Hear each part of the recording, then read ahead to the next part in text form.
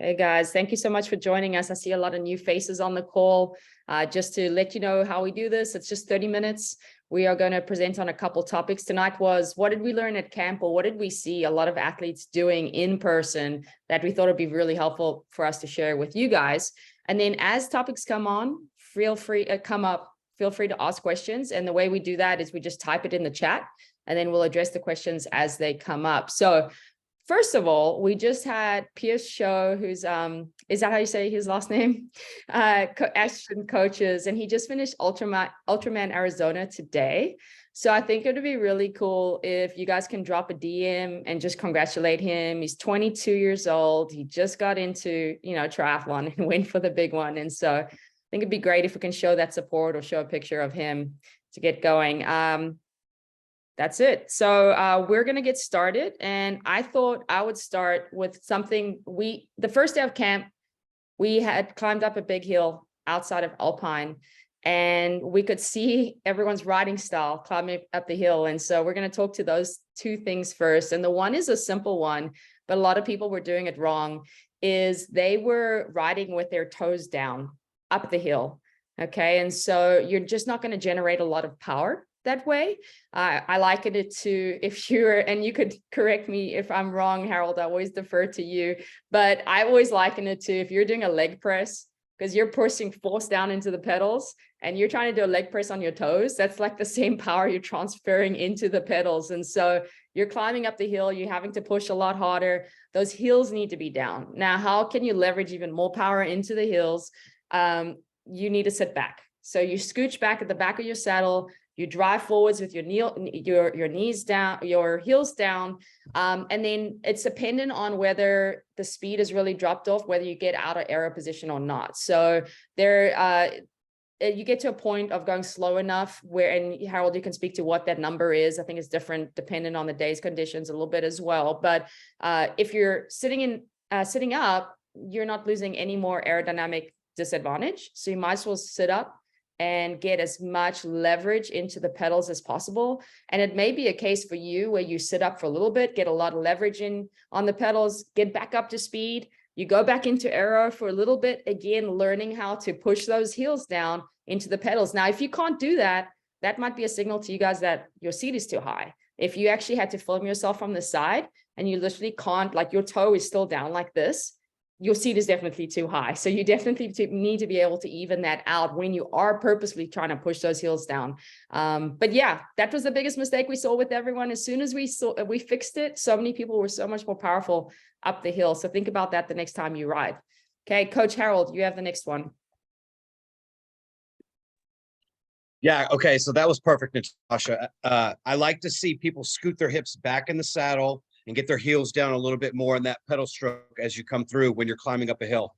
The speed at which you are not getting any more aerodynamic gain from being in the aero position is somewhere between 8 and 12 miles per hour for most people.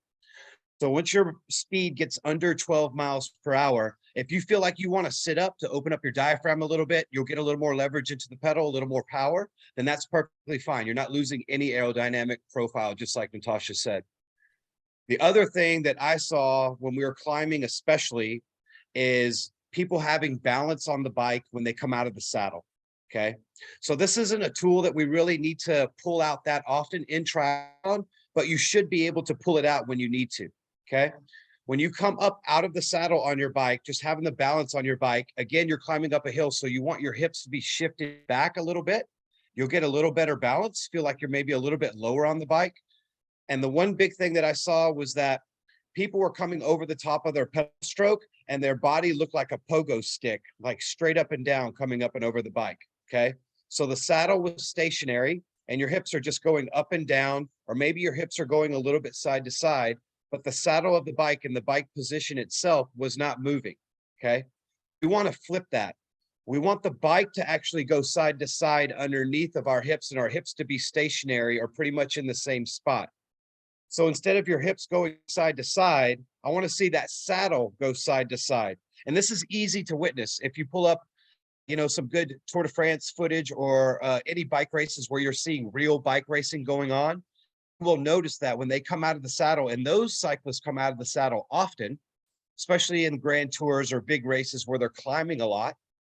And you'll notice that the bike saddle goes side to side underneath their bodies, and their bodies are real quiet. It's kind of like the duck analogy, where the duck looks real quiet above the water, but the feet are moving pretty strong underneath. The bike should be moving side to side, and your hips and torso should be almost quiet, right? The faster you're going out of the saddle, the more that side to side action should be exaggerated. And you'll see that in sprinting. Like when you see the big, strong guys, they're sprinting for the line. They get up out of the saddle. They're in that biggest gear. They're spinning very fast, and their bike is almost laying over, going side to side so dramatically. Okay. When we come out of the saddle, when we're climbing, it shouldn't be that dramatic, but I want to see a little side to side action in that saddle. See, if you are doing that on your next bike ride, take a look at it, notice it, and then practice it. You can see video of it on any of the bike races if you need to look and see what it looks like. Awesome. Coach Ashton, was there anything you saw that you wanted to share? Yeah, so one thing that I'll touch on, and this is something that I'm having to work on too, is fueling during your ride. It's very easy during the winter time, especially whenever you're riding on your trainer. All of your fuel is right there. It's really easy to stay on top of it. But whenever you're outdoors, there's a lot of distractions. It's easier to get behind on fueling whenever you're not riding on your trainer. So, whether it be setting up a timer on your bike computer every 5 miles, whenever it laps, you're drinking, you're eating, getting into some sort of rhythm whenever you're outside so that you can stay on top of hydration and fueling. That's going to be a big thing that I think we can work on, especially leading into as race season starts. Awesome. Yeah. And another thing is a lot of us are going into Texas and Texas 70.3, and it can be windy.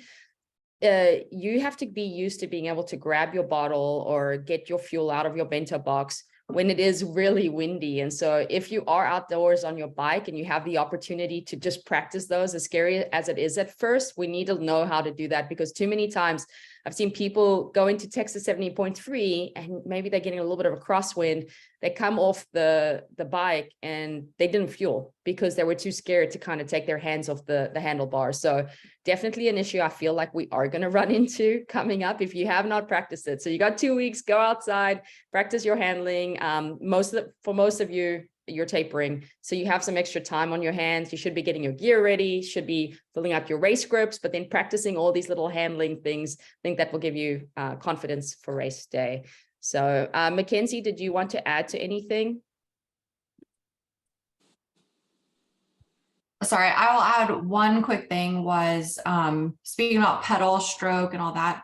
If you can get a bike fit anywhere, anyhow, I highly recommend that. Even if it's an old bike, new bike, whatever it is, I think just having the right pedal stroke for the seat height, all of that will do wonders for everyone in terms of gaining watts, feeling more comfortable. A lot of people were very uncomfortable in aero for that long.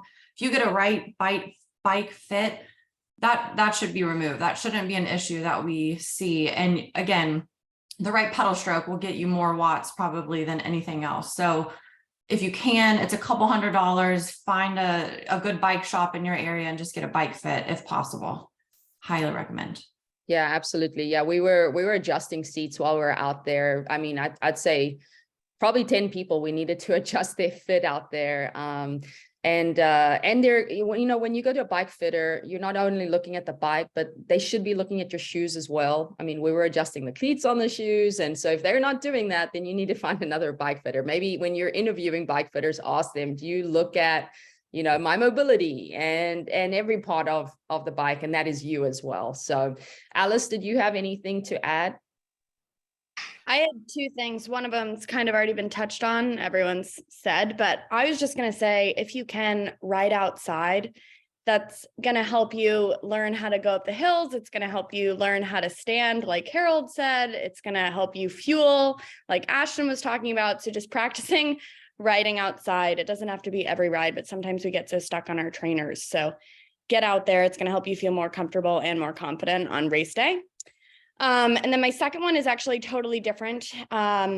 Just kind of commenting on the benefits of going to a team camp, and really that's training around other people and other like-minded people and getting motivated and hyped up, and just how much you can improve from that. So like all the Austin people, you guys have it awesome. You can go to track, you can go to your morning swims, but basically if you don't live in Austin, try to find other people you can train with, because it's going to help you stay motivated, help you have fun, and it's just makes it all more fun to do it with other people who are also enjoying themselves.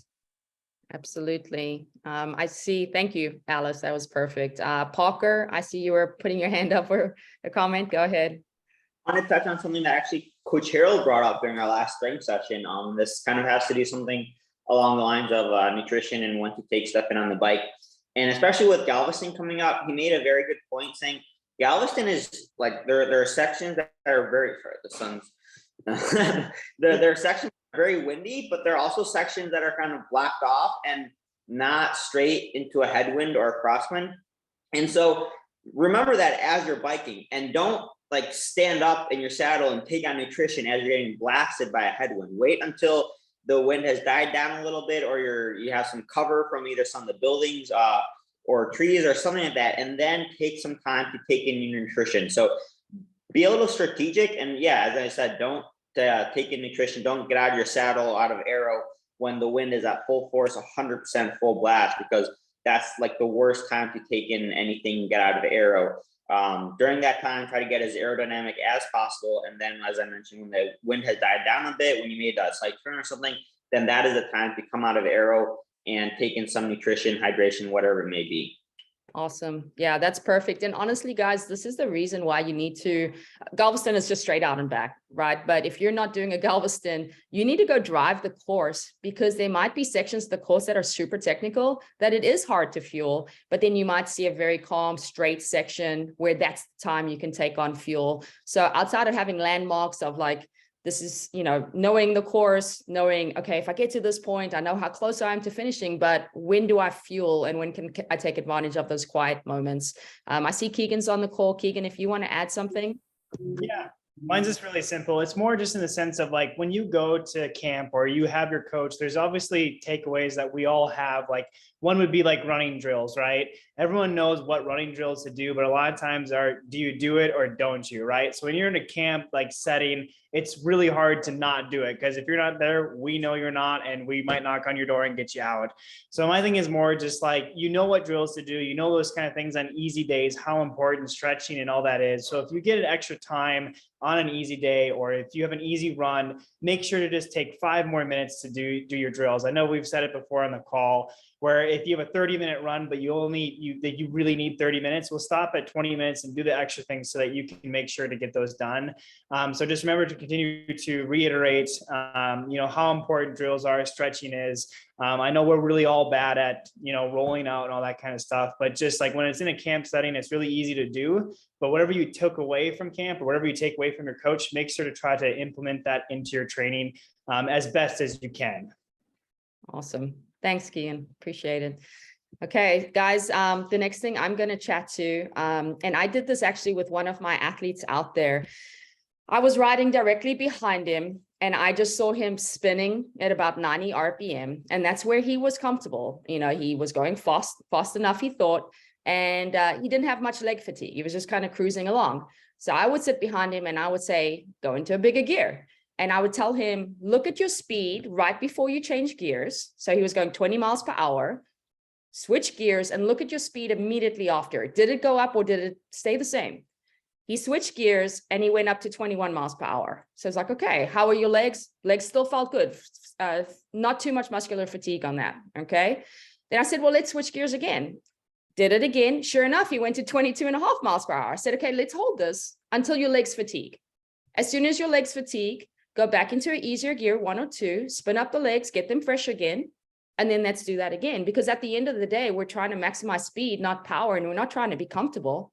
Too many times I see people just spinning away like, this is where I'm comfortable. My legs aren't hurting. But had they just gone 1 gear bigger, they would have gone 2 miles per hour faster. And that's especially in the course like Galveston. So the way to check it is look at your speed before, change the gear. Do I go faster? Now, if you do not go faster, if you go faster, yes, confirm it, maybe go into a bigger gear and confirm it again. If you do not go faster and now you're just accruing more leg fatigue at the same speed, we'll go back to the gear you were comfortable at. Okay. But again, too many times I see people spinning in a way and I'm like, man, you could just go into a bigger gear. And then of course, if you have aerodynamic gear, your race wheel, your helmet, you're getting up to speed, the highest speed possible. And then once you've done so, maybe you've accelerated your cadence in order to get up to that speed. You go into a bigger gear and now you're just cruising and you're letting your gear take over. And now you're just cruising along at a lower heart rate. Realize when you go into a bigger gear, your heart rate goes down. A higher gear, higher cadence, the heart rate goes up, but it is less fatigue on the legs. And so you're just kind of having this interplay at all times with what is better for me at this point in time, knowing I still got to run after the fact. Okay, but again, to take advantage of your gear, once you're up to a good speed, let that disc wheel take over, cruise at that speed, maybe a lower power, but you're going fast, a lower heart rate. Once you things slow down a little bit, accelerate again, get back up to speed and repeat. Okay, does anyone have anyone questions on that? Or Coach Harold, do you want to add? Okay. I know we have a question in the chat, so let me have a look. Natasha, can I say just one thing too, in regards to that? There was a lot of wind out on the course at camp, and there's going to be a lot of wind likely at Galveston. And the one thing about wind is everyone is going to feel it. And so all you have to do during that is stick to your wattage, your plan, your heart rate, because no matter how fast or slow you're going to go during that headwind or tailwind, whatever it is, everyone's going to be facing that. And so Natasha said it last year, we can use that to our advantage. As long as you're hitting your goal watts, even if you've got, 20-mile-an-hour winds your way, everyone will be facing that. So don't get discouraged. Don't get down when you see you should be going 22 miles an hour and you're going 14, just because of a headwind or tailwind or crosswind, whatever it is. As long as you're hitting your goals and your wattage, which you should have planned out prior to a race day, everyone will be in the same boat. So that was, a lot of people were getting frustrated out this past week at camp. So just kind of remember that as we race as well. Yeah, awesome. On that note, start to look at your gear right now. We would hate for you guys to be running out of gears out on the course. So like what you would expect in both Ironman Texas and Texas 70.3 is you typically have a really good tailwind going out. And too many times we hear, I ran out of gear and I'm spinning at 90 RPM because that's what I can do with this tailwind. And had you had one or two more gears, you would now, or bigger front chain ring, you would be able to go quite a bit faster. So look, if you don't know what it is, take it to the bike shop or ask your coach and say, we're doing a flat course. What is the best setup for that? What would you say, Coach Harold, is you have a strong athlete and obviously maybe a weaker athlete needs a couple more gears. What would you say the best gear ratio is typically for a flat course versus a hilly course? Yeah, that's actually a really good question. So in a course like Galveston, if the wind is strong, you're going to have a huge disparity in speed on the way out versus coming back. So basically you need a wide range of gears because you're going to need the top gear on this side and the low gear on this side and very few gears in between, right? So this makes it difficult for your gearing ratios. But if you have a 52 tooth chain ring on the front, 52, and an 11 or 10 tooth chain ring on the back, that means that you're going to be going close to 40 miles an hour before you start spinning out at 90 RPM. So if you've got a really strong tailwind and you think you can ride up to 40 miles per hour or close to it on a very flat road with a strong tailwind, and a lot of big, strong guys here can probably do that fairly easily, then it'll be 90 RPMs and you'll start spinning out at probably 40 miles per hour, right? You can go bigger than that. You can get a 55 on the front, but you can't go any smaller than that on the back. Now, if you do go 55 on the front, then you'll need to make sure that your smaller chain ring is the right size to be compatible with that, meaning that you're probably going to have to go 39 or 42. And then for everybody else who has 50 or 52, you can go 36 on the smaller chain ring in front, which is going to put you in a perfect position coming back into the headwind. If you've got your chain ring and the small ring in the front, the 36, you should be able to ride the middle of the cassette or somewhere close to that on the way back into a headwind. And even if you're going 10 miles an hour, that'll be fine. Okay. So that's your range that you're looking for. If you're on a hilly course, you're going to want to have that similar range because you're going to be climbing and then descending, right? So the speed's going to be low and then the speed's going to be high. If you're on a course that's perfect or pretty close to being flat, that doesn't have a lot of headwind or tailwind, then you don't need that wide of a range. You'll probably be just fine doing a 1x on the front, with a 10-25 on the back or an 11-25 on the back, and that would be perfectly fine. So if you're looking at the course and you're thinking, okay, my speed could potentially be very high during this section, but then also my speed could potentially be very low during this other section, then you just want to make sure that you have a wide range of high and low end gears for those two environments. Make sense? Yeah, perfect. Yeah, and the last thing I'm going to speak to on that is we mentioned earlier, when do we get out of the saddle? We don't want to be sitting up, obviously, in these conditions. We see that all too often.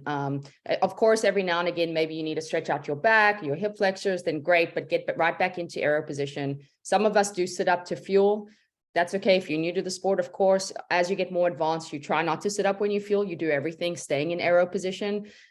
You might only sit up to get a bottle when you go through the bottle, the water stations. But then again, we see people sitting up there way too long. You're losing a lot of speed. Get right back into aero position. Now, as we go through those stations, a couple things.